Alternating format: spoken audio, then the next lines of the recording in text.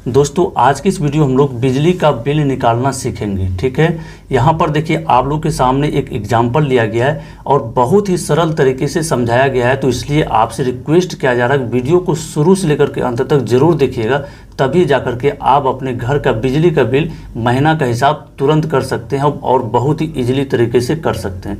दोस्तों जब कभी भी आपके यहाँ बिजली का बिल आता है तो आप उसे सीधा सीधा रुपया निकाल करके दे देते हैं और अपने आप को जानने का प्रयास नहीं करते हैं। तो इस वीडियो के बाद, इस वीडियो को देखने के बाद आपको पता चल जाएगा कि आखिर बिजली का बिल कैसे बनता है। ठीक है, सपोज यहाँ पर हम उदाहरण ले लिए हैं। उदाहरण में है कि एक बल्ब लगा हुआ है आपके यहाँ और पंखा और टीवी।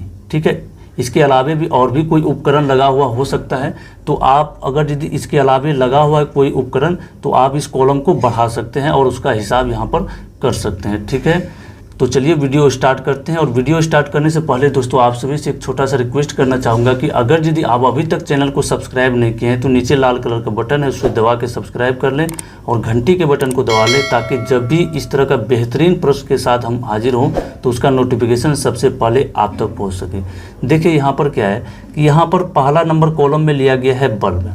बल्ब, जितना बल्ब आपके यहाँ लगा हुआ है यहाँ पर संख्या है वाट और घंटा, मतलब कितना घंटा चलता है और कितना वाट का है। तो सपोज अगर यदि बल्ब लगा हुआ है और टोटल बल्ब कितना लगा हुआ है, 5 बल्ब लगा हुआ है, कितने वाट का है, तो 10-10 वाट के सभी बल्ब हैं। ठीक है, 10-10 वाट का अक्सर यही रहता है, जो कि एलईडी बल्ब सबके यहाँ लगता है।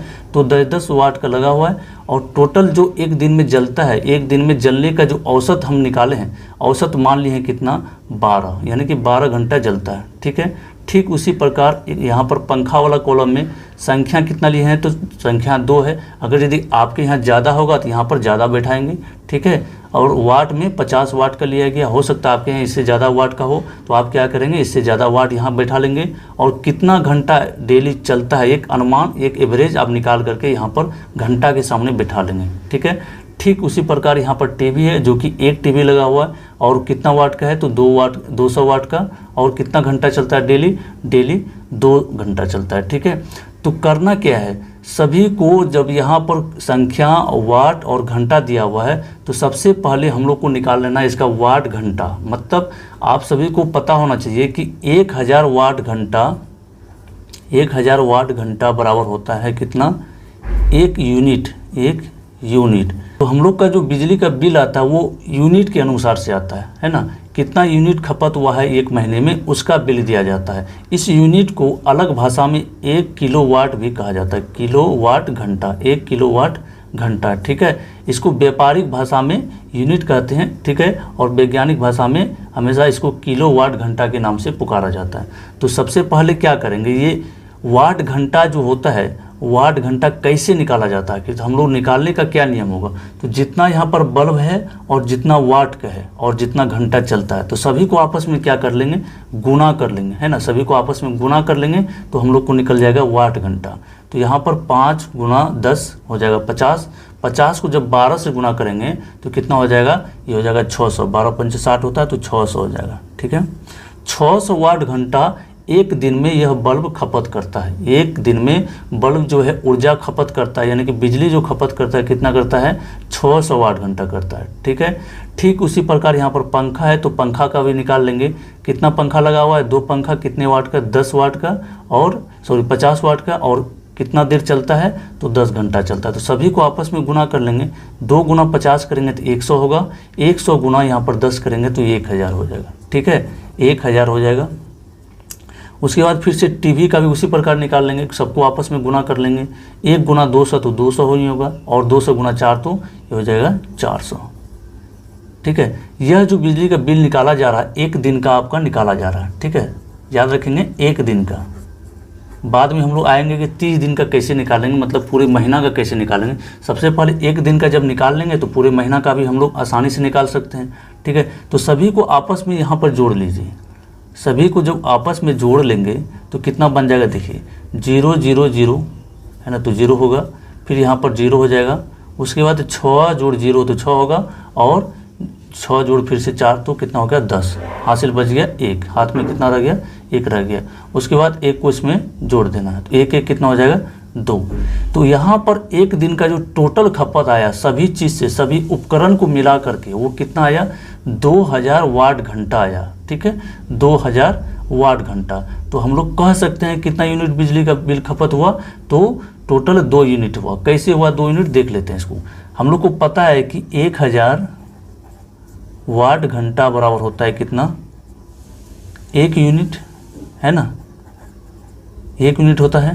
तो इसलिए 2000 वाट घंटा है। तो सबसे पहले 1 वाट घंटा का निकाल लेंगे, इसलिए 1 वाट घंटा बराबर 1 वाट घंटा बराबर कितना होगा, 1 बट्टा, ये उधर जाके भाग हो जाएगा, 1000 यूनिट,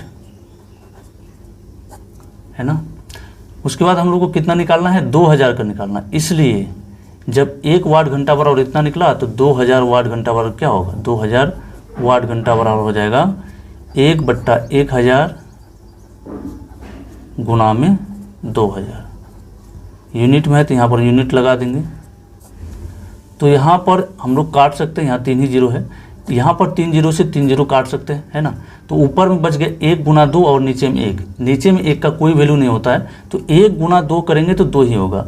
मतलब यह जो आया हम लोग का कितना आया, एक दिन का खपत 2 यूनिट आया, है ना, 2 यूनिट आया। तो हम लोग क्या करेंगे, महीने का निकालने के लिए क्या करेंगे, महीना में कितना दिन होता है, तो 30 दिन होता है।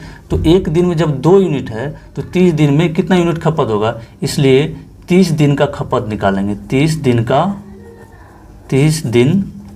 का खपत, 30 दिन का बिजली का बिल जो खपत होगा वो कितना होगा, बिजली का यूनिट कितना खपत होगा, तो 2 गुना 30 करेंगे, चूँकि एक दिन का यह निकाले हुए हैं, है ना। 30 दिन का निकालना होगा तो गुना कर लेंगे, तो 30 दूना 60। यह जो आया आपका यूनिट आया, मतलब यह टोटल आपका बिजली का खपत किया गया यूनिट में। अब आप इसको पैसा में यानी कि रुपया में कन्वर्ट कर सकते हैं। तो वहाँ पर जो आपका जो बिल आता है, एक पर्ची आता है, वहाँ पर यूनिट का हिसाब लिखा रहता है, मतलब 1 यूनिट का जो कि रुपया लिया जाता है वो कितना लिया जाता है। तो अधिकतर हर जगह में आपको 7 से 8 या फिर 6 से 7 रुपया के बीच होता है ना, या फिर 6 से 7 रुपया के, हर जगह की अलग अलग जगह का अलग अलग रेट होता है। तो वहाँ पर लिखा हुआ रहता है, वहाँ से आप पता कर लेंगे, ठीक है।